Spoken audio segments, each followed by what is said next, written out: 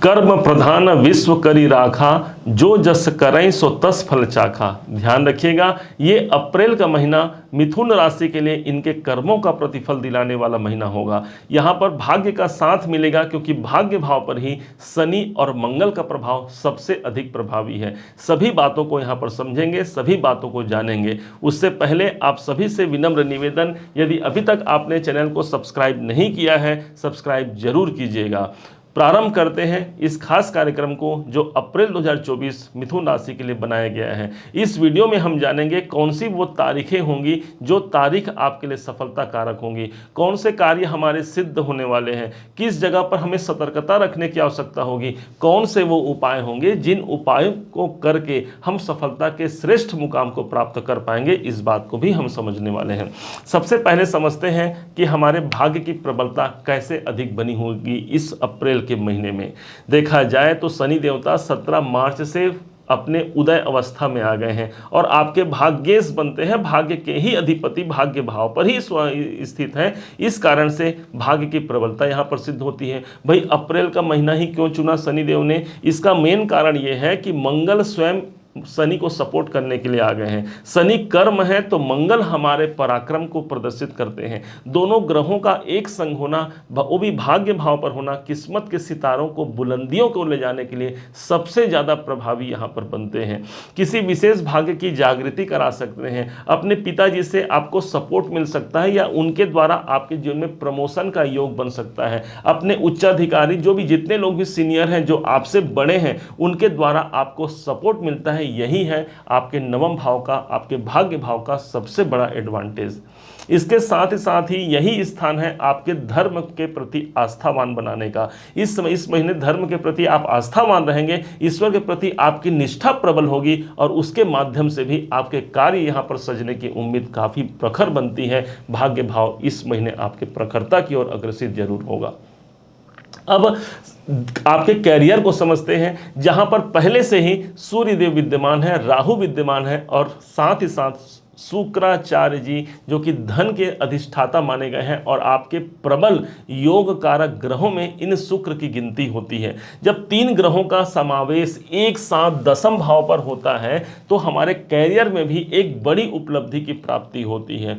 दसम भाव पर शुक्र का आना, वो भी उच्च स्थिति पर आना, कोई विशेष कार्य को यहाँ पर संपादित करा सकता है। कोई नौकरी को लेकर के आप परेशान हैं, नौकरी को लेकर के आप चिंतित हैं, यहाँ पर उससे संबंधित कार्य आपके सज सकते हैं, समर सकते हैं। क्योंकि ये आपका कैरियर का हाउस है, इसलिए आप व्यापार भी कर रहे हैं या किसी अन्य कार्य में भी संलग्न है। शुक्र राहु का कॉम्बिनेशन एक बहुत बड़ा कॉम्बिनेशन माना गया है, जिस टाइम पर हम उस उपलब्धियों को प्राप्त जरूर कर पाते हैं। शुक्र हमारा धन है, शुक्र हमारा वैभव है, शुक्र हमारी विलासिता है और दूसरी तरफ राहु एक बढ़ोतरी है। अर्थात इन सभी कार्यों में आपको बढ़ोतरी होते हुए इसी अप्रैल के महीने में काफ़ी प्रबलता से देखने को मिल जाएगी।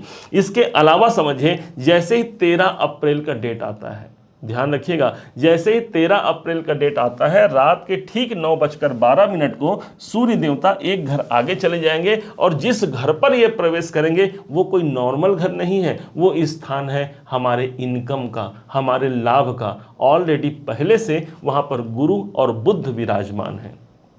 बुध जो कि आपके अपने राशि के स्वामी है। मिथुन राशि के स्वामी कौन है भाई? तो बुध है। बैठे कहाँ है? इनकम भाव पर। अर्थात मैं कहाँ चला गया? मैं इनकम की ओर चला गया। मुझे कोई लाभ लेना है, चाहे वो धन लाभ हो, मेरे कोई कार्य का सिद्धि कराना है या किसी पराक्रम से संबंधित कोई विशेष कार्य मुझे अपना करना है अपने द्वारा, वो सब लाभ यहाँ पर मिलने की संभावना काफ़ी प्रबल है। उसके अलावा भी समझिए, जैसे 13 अप्रैल को सूर्य एक घर आगे बढ़ते हैं, सूर्य के लिए ये स्थान उच्च का स्थान माना गया है। एक नंबर की राशि में सूर्य उच्च के हो जाते हैं। इस हिसाब से देखा जाए तो लाभ कैसा हो गया? लाभ ऊंचा हो गया। अच्छा, बड़ा लाभ मिल सकता है इस महीने में। बार बार यदि कोई परेशानी आ रही है, रुकावट आ रही है, लाभ हमसे दूर जा रहे हैं, हमारे प्रयास निरंतर हो रहे हैं, लेकिन वो कार्य है जो हमसे सध नहीं रहा है, कुछ परसेंट का फासला हो जा रहा है, जिसके कारण से वो प्राप्त नहीं हो पा रहा है। हाँ, ये महीना आपके लिए वो सफलता दिलाने में एक काफ़ी मददगार साबित हो सकता है आपके लिए।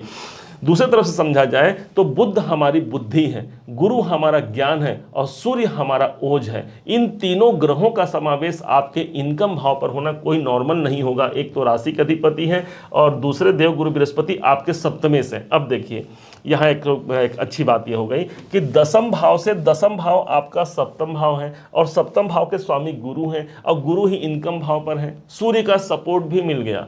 तीन ग्रहों का प्रभाव आपके कैरियर, आपके बिजनेस में भी यहाँ पर सफलता दिलाने का संयोग बनता है। जो लोग विवाह इत्यादि के कार्यों में संलग्न होना चाहते हैं, जो विवाह करना चाहते हैं, यहाँ पर मांगलिक कार्य का एक शुभ संयोग बन रहा है, क्योंकि यह इच्छा पूर्ति का स्थान है। मेरे इच्छानुकूल मुझे वर की प्राप्ति यहाँ पर हो सकती है, अथवा मेरे इच्छानुकूल मुझे कन्या की प्राप्ति हो सकती है। ये एक ऐसा संयोग, एक ऐसा अवसर आपको दिखाएगा जहाँ पर सर्च करते हुए मैं अपने कार्य को सिद्ध करा सकता हूँ।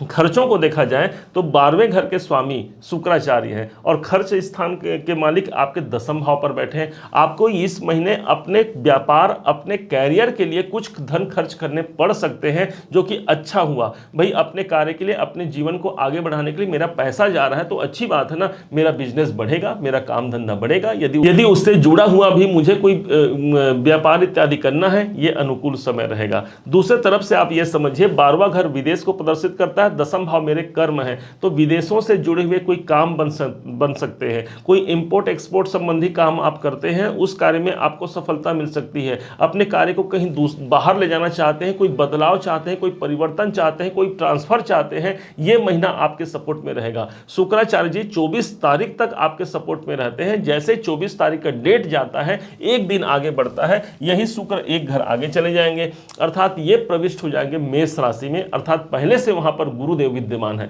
अब यहां पर गुरु शुक्र का एक कॉम्बिनेशन हो जाएगा, साथ ही साथ वहां पर सूर्य भी उपस्थित रहेंगे। 1 2 3 ग्रहों का कॉम्बिनेशन हो जाएगा। बुध एक घर आगे 23 तारीख को तो ऑलरेडी आगे चले जाएंगे। इस बीच पर होगा ये, कोई विदेश संबंधी कार्य आपके सिद्ध हो सकते हैं। कोई ऑनलाइन संबंधी काम आप करते हैं, मार्केटिंग में है, सेल्स में है, या फिर किसी ऐसे कार्य में है जहां पर ट्रेडिंग संबंधी कार्य है, वो आपको लाभ और इनकम दिलाने की प्रबलता यहां पर काफी प्रखर होती है। इसके अलावा समझे प्रॉपर्टी की स्थिति को। प्रॉपर्टी भाव के स्वामी ही बुध हैं, जो इनकम भाव में है। यदि आप प्रॉपर्टी से इनकम चाहते हैं या प्रॉपर्टी सेल करना चाहते हैं, यहाँ पर एक उम्मीद काफ़ी प्रखर होती है, एक अच्छी स्थिति यहाँ पर बन करके निकल करके सामने जरूर आती है। विशेषता यदि देखा जाए तो पूरा ये अप्रैल का महीना आपके कार्य में सिद्धि और कोई विशेष लाभ की जागृति का ये महीना होगा। आप बस इतना जरूर समझिएगा। अब जानते हैं वो कौन सी तारीख होंगी जिस तारीख में हमें सफलता मिलने की संभावना प्रबल रहेगी, और कौन सी वो तारीख होंगी जिनमें हमें सतर्क भी रहना होगा। शुभ तारीखें होंगी 9 अप्रैल, 10, 14, 15, 18, 19 और 20 अप्रैल आपके लिए सफलता और उन्नति कारक दिन हो सकता है। इसके विपरीत जिन तारीखों में हमें सतर्कता रखनी होगी वो तारीखें होंगी 3 अप्रैल, 4, 11, 12, 21, 22, 23 और 30 तारीख में हमें सतर्क रहने की आवश्यकता होगी। यदि इस दिन भी कोई आवश्यक कार्य करने हो तो अपने गुरुवर का आशीर्वाद लेकर के, अपने इष्ट देवता को सुमिरन करके अपने कार्य को निष्पादित कीजिए। आपका कार्य वहां पर सिद्ध होते हुए आपको नजर जरूर आएगा। अब जानते हैं कौन से वो उपाय के द्वारा हम इस महीने को बहुत अच्छा बना सकते हैं, बहुत बेहतर बना सकते हैं।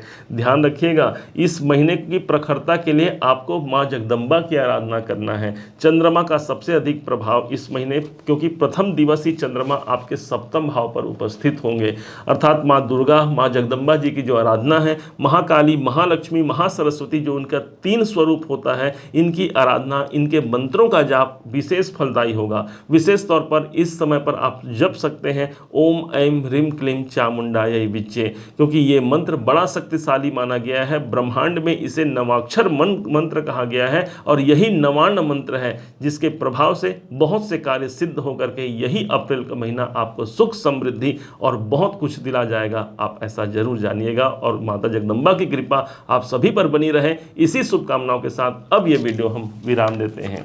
यदि आपको मेरा यह कार्य पसंद आया होगा, यदि आपने मेरे समझाने का यह प्रयास आपको सार्थक लगा हो, यदि मेरे समझाने का यह तरीका आपको सार्थक लगा हो, तो हर बार की भांति साथ ही इस बार भी अपना प्यार भरा लाइक और कमेंट करना कभी मत भूलिएगा। और हाँ, यदि अभी तक आपने चैनल को सब्सक्राइब नहीं किया है, सब्सक्राइब भी कीजिएगा। पुनः एक बार फिर आप सभी का दिवस बहुत मंगलमय हो, इन्हीं शुभकामनाओं के साथ। जय श्री राम।